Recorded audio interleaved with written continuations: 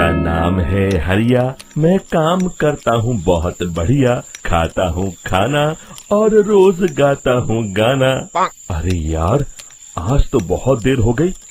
इस खतरनाक जंगल को देखकर तो मेरे हाथ पैर ठंडे हो गए हैं। अगर मैं वक्त पर गांव नहीं पहुंचा तो मालिक बहुत नाराज हो जाएंगे। तभी हरिया को एक आवाज सुनाई देती है। सुनिए हरु जी। अरे, ये आवाज किसने दी? तभी हरिया को सामने कुछ दूर एक औरत खड़ी दिखाई देती है। अरे भाई, ये औरत अकेली इतनी रात को इस जंगल में क्या कर रही है? चलकर पूछना पड़ेगा। फिर हरिया अपनी बैलगाड़ी उस औरत के सामने लाकर रोक देता है और उससे पूछता है। अरे सुनिए, आप इतनी रात को इस खतरनाक जंगल में अकेली क्या कर रही हैं? तभी वो औरत मीठी आवाज में कहती है। अरे हरु जी, आप आ गए। मैं कब से आपका इंतजार कर रही थी। वैसे तो यहाँ से काफी लोग गुजर चुके हैं, लेकिन मैं खास आपका इंतजार कर रही थी। अच्छा, तुम सच कह रही हो? मुझे तो यकीन नहीं हो रहा है। वो क्या है ना, आज तक किसी ने मुझसे इतने प्यार से बात नहीं की। हाँ हाँ हरु जी, मैं सच कह रही हूँ। अब देर मत करिए और जल्दी से मुझे मेरे घर तक छोड़ दीजिए। हाँ हाँ, कौन सी बड़ी बात है, अभी छोड़ देता हूँ। आप मेरे पीछे बैलगाड़ी में बैठ जाइए और मुझे रास्ता बताते चलिए। फिर वो औरत हरिया की बैलगाड़ी में बैठ जाती है और हरिया बैलगाड़ी हाँकता हुआ आगे चल पड़ता है। फिर उस औरत के बताए हुए रास्ते पर चलते चलते हरिया बैलगाड़ी लेकर एक काली गुफा के आगे आकर रुक जाता है। हरिया उस औरत से पूछता है। हाँ देवी जी, आपका घर कहाँ है? यहाँ तो एक गुफा के अलावा और कुछ नहीं है। तभी अचानक वो औरत हवा में उड़ने लगती है। देखते ही देखते उसका सुंदर रूप एक डरावनी चुड़ैल में बदल जाता है और वो जोर जोर से हंसती है। अरे तू तो एक नंबर का बेवकूफ निकला। तू तो बड़ी आसानी से मेरी बातों में आ गया। अरे मर गया रे, ये तो एक चुड़ैल है। हे भगवान बचा ले, ये तो बड़ी डरावनी दिखाई दे रही है। और फिर अगले ही पल हरिया की बैलगाड़ी में रखा सारा सामान हवा में उड़ता हुआ उस काली गुफा के अंदर चला जाता है और वो चुड़ैल भी उस गुफा के अंदर जाकर कहीं गायब हो जाती है।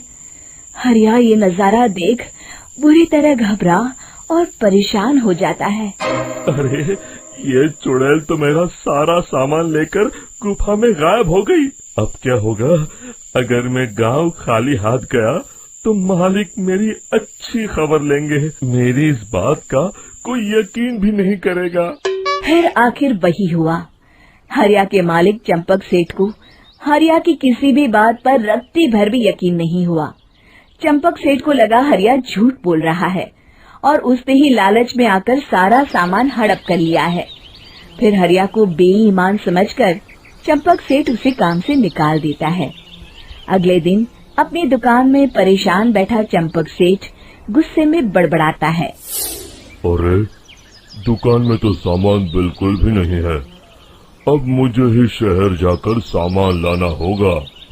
फिर वो अपनी बैलगाड़ी लेकर शहर चला जाता है।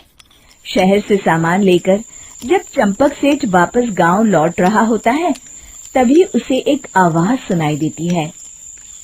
चंपक जी, ओ चंपक जी। अरे, ये तो कोई मेरा नाम लेकर मुझे पुकार रहा है। फिर उस रास्ते में वही औरत खड़ी दिखाई देती है। फिर क्या था, हरिया की तरह चंपक सेठ भी उस औरत के पास अपनी बैलगाड़ी लेकर जाता है और वो भी उसकी चिकनी चुपड़ी बातों के मुंह जाल में फंस जाता है।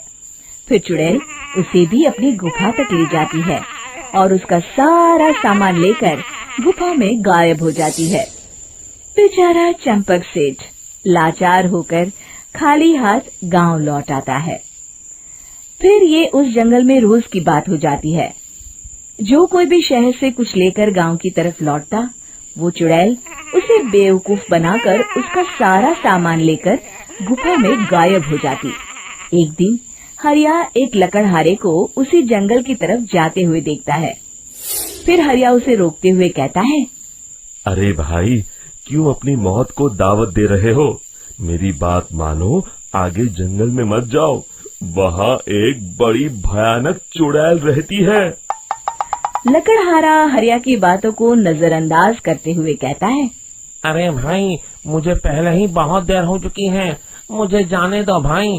शाम तक लकड़ियाँ काट कर शहर के बाजार में बेचना है। तुम अपनी ये कहानी किसी फुर्सत में बैठे इंसान को सुनाओ, मैं तो चला। इतना कहकर लकड़हारा वहाँ से आगे जंगल की तरफ चला जाता है।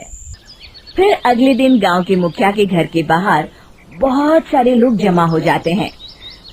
तभी हाथ में कुल्हाड़ी लिए खड़ा लकड़हारा कहता है, अरे मुखिया जी, अब आप ही हमें बचाइए उस जंगल वाली चुड़ैल से। हमारा सारा काम तो शहर से ही होता है। अरे मुखिया जी, उस चुड़ैल की वजह से तो मैं पूरी तरह बर्बाद हो गया हूँ। हम सबको मिलकर उस चुड़ैल का कोई इलाज करना पड़ेगा।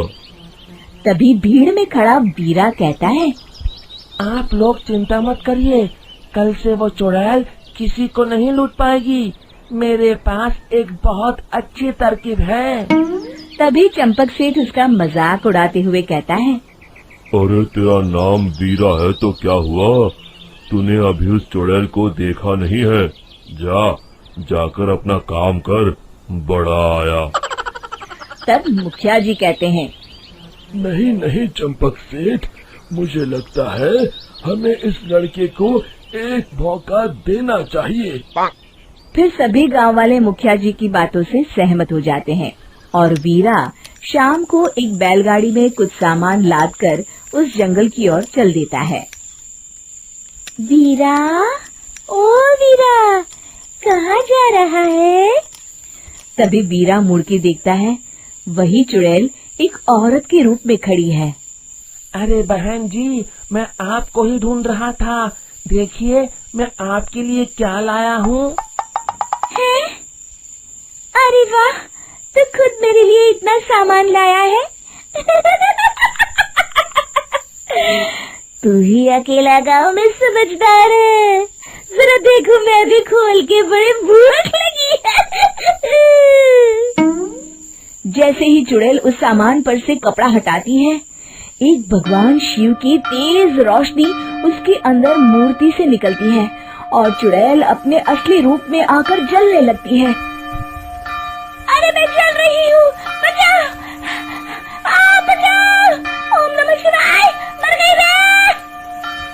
देखते ही देखते वो चुड़ैल राख के साथ उड़ जाती है और सभी गांव वाले भी वहां जाते हैं। शिक्षा बुराई पे सदा अच्छाई की ही जीत होती है।